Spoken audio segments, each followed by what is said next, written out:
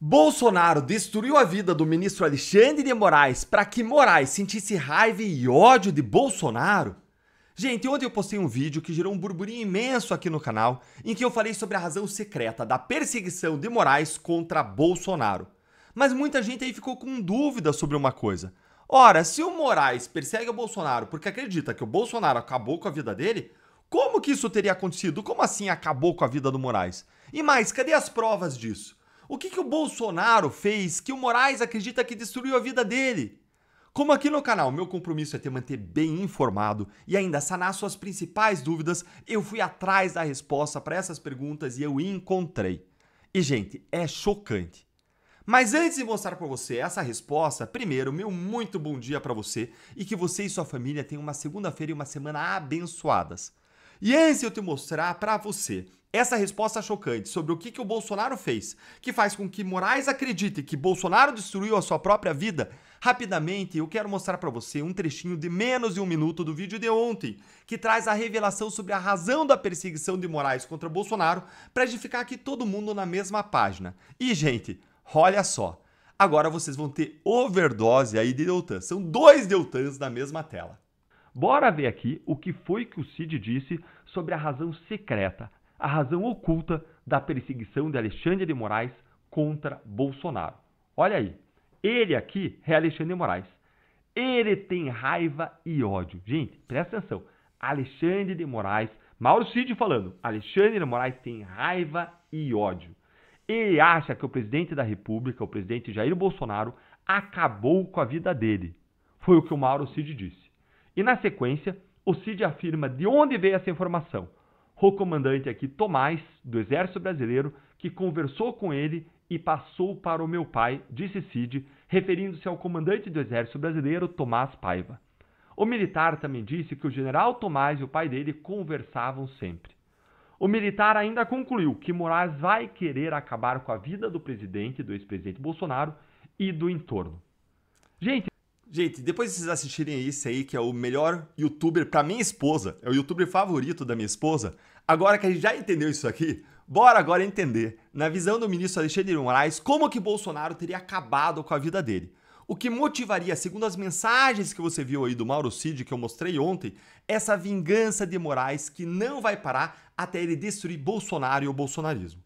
E o que eu vou trazer para vocês aqui agora é o comentário de uma apuração que foi feita pelo César Tralli e pela Natuza Neri na Globo News lá em 2023. E se saiu na Globo News, então você pode ter certeza que representa 100% a visão de Moraes e dos ministros do STF.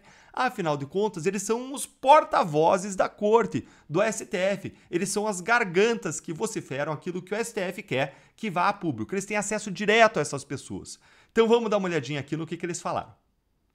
Moraes, na sua vida particular, ela mudou radicalmente. É um ministro hoje que ele vive de privações. Não é vida, né? Não é vida. Ele aqui em São Paulo, ele sai pouquíssimo, ele não vai a shopping center, não vai a restaurante, ele mal frequenta o clube, porque ele mora em frente a um clube em que ele é sócio, ele tinha o hábito de caminhar, de fazer ginástica, de correr, de 2 anos e meio para cá, desde que essa questão dos embates, né, do ex-presidente Bolsonaro com ele em especial, né, que foi para pessoa física e tal, isso foi tornando a vida dele uma vida bem complicada. Então ele não vai ao clube, ele não sai de casa, ele não vai a shopping, ele não vai a restaurante.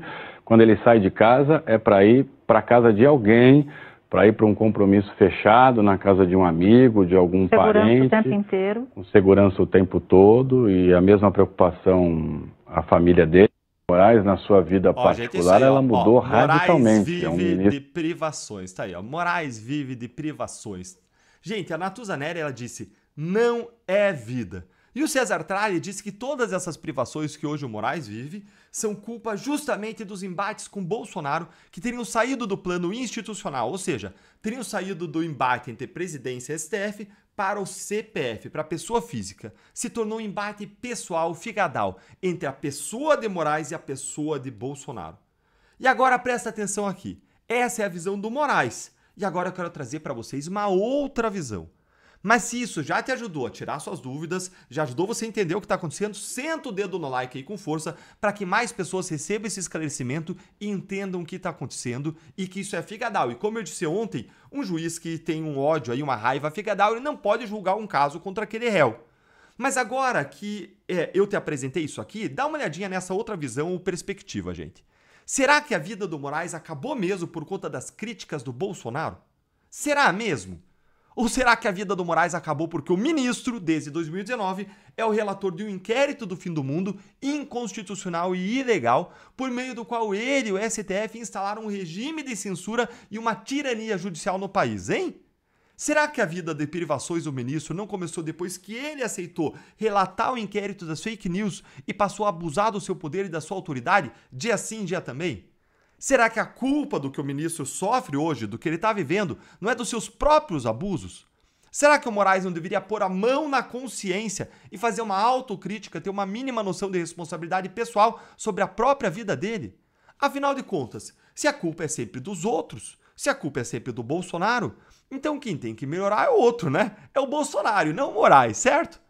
Essa visão vitimizada é absolutamente infantil.